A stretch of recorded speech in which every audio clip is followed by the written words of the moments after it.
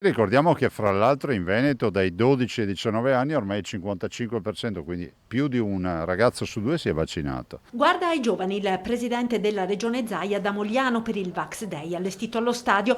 Il Veneto in queste settimane punta sull'immunizzazione dei ragazzi per la sfida della ripartenza dell'anno scolastico con tutti in presenza ed affina il piano delle scuole Sentinella già avviato la scorsa primavera. Identificare delle scuole nel Veneto rappresentative da testare, diciamo, a cadenza ripetuta in maniera tale di verificare la circolazione del virus. Quindi dico che noi saremo presenti con i tamponi salivari molecolari in alcune scuole anche della provincia di Treviso proprio per valutare e monitorare il grado di circolazione del virus. Progetto Scuole Sentinella del Veneto che verrà replicato a livello nazionale, ma in queste ore fanno notizia anche i focolai emersi in 2 RSA a Cartigliano nel Vicentino e a Mezzane di Sotto nel Veronese. La risposta anticorpale, quindi immunitaria, dopo la somministrazione del vaccino in un anziano è molto meno efficiente che in un giovane.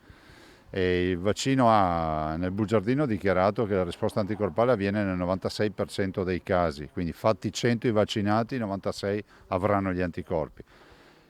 Andando in su con l'età si può arrivare anche a percentuali molto più basse del 96%. Detto questo, noi abbiamo oggi una casistica che è molto chiara. Il vaccinato che si reinfetta nella quasi totalità dei casi è un asintomatico, non ha sintomi, oppure ha sintomi lievi. I ricoveri per Covid di questa quarta ondata riguardano per la stragrande maggioranza persone non vaccinate. Oggi noi abbiamo in terapia intensiva sostanzialmente quasi tutti non vaccinati, anche di età giovane, abbiamo anche un 32enne, e in corsia abbiamo fondamentalmente il 70% dei ricoverati non vaccinati.